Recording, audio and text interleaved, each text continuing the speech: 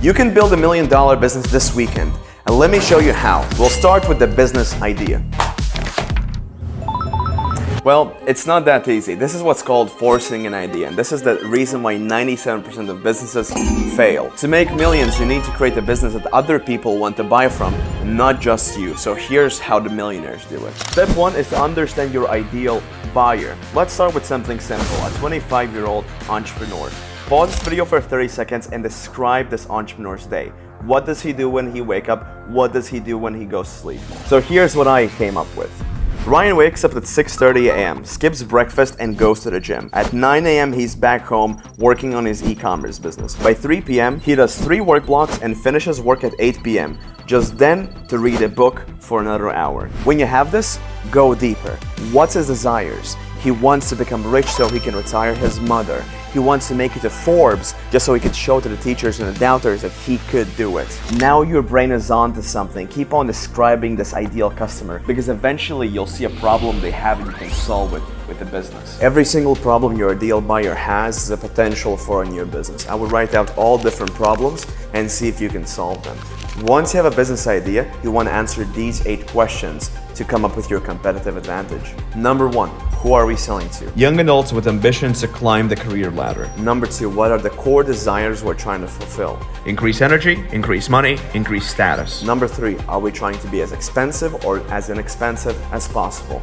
Number 4, are we selling a physical, digital product or service? Number 5, what is a product you're selling?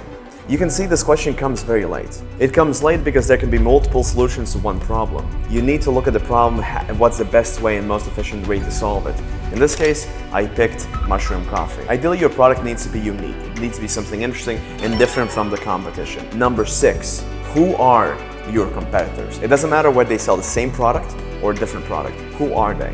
In my example, that's Mudwater, All the Coffee, and energy drink. Number 7, what's the status quo? Meaning, what are the competitors doing that you might be able to reverse or improve and stand out from all the competition? And number 8, how are we unique? It doesn't matter whether you sell to 20-year-olds or 60-year-olds. If you cannot answer these questions, your business is doomed to fail. If it comes to it, find other businesses selling similar products and ask their customers these questions. As a result, you'll be able to find answers and build a better business. Now, to turn your idea into reality without spending thousands of dollars, you need to create an MVP. I'll use our mushroom coffee brand as the example. Keep in mind, this is not health advice. This is just a random example here. My step 1 would be to see what the competitors are and are not doing and talking with the different researchers and the people within the industry. Firstly, why does caffeine work? Why is it so addictive to some people and why can't people get off of it and try other products? Once I've answered those questions, I can dive deeper into creating my own mushroom coffee. And now I do this by ordering all the raw ingredients to my house so I can prepare it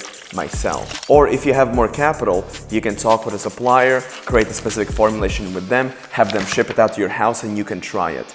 That way you can build a unique product that sells. Because if all your competitors' products, they taste bad, they maybe have an ugly color, you can stand out by creating a formulation that's different, that's tastier. The same as Prime Energy entered the hydration market and they're currently dominating Gatorade. Once you have an MVP ready, it's time for you to go out there and start selling it. It doesn't matter whether the product is perfect or not. What matters is it's ready.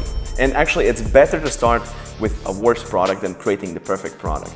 Because then if you can sell profitably with an product, how much better will your business be and how much more profitable will your business be when you make it as perfect as possible. Once your MVP is valid, you want to go out in the market and start selling it.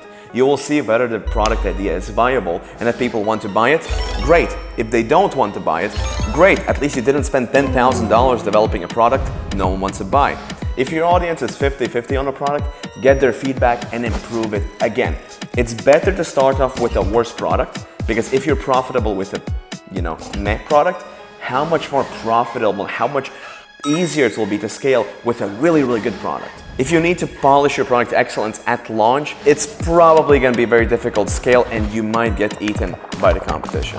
Once you know your idea is a winner, it's time to start selling. Now, if you're selling a service or a digital product, I want you to tap this video here and watch it now because it shows you the exact path to go from nothing to making 100K a month with a digital product. However, if you're selling a physical product, your path is going to be completely different. Now you have a choice between these three platforms to start selling on: Etsy, Amazon, Shopify. Here's how you know which platform is the best for you. Etsy is the best for custom products with personalization. You need to learn how to optimize product descriptions, how to optimize product images, and to be fair, pretty quickly Etsy will start to push traffic to your product because it wants to see whether it's successful or not. Once you've mastered organic Etsy and people are buying your product online, you should start learning paid advertisements on Etsy itself. Then Amazon, it's basically the same thing as Etsy is. The biggest differentiator of all of these three platforms is Shopify.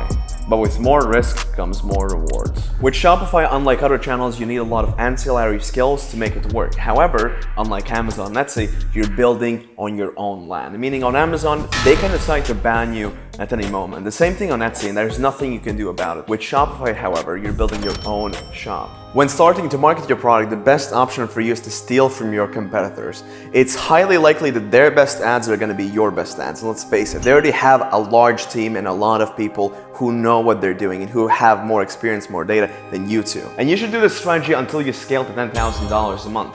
Talking about earning $10,000 a month, I want you to watch this video here because it breaks down exactly step by step on how I recommend people going from 0 to 10K a month.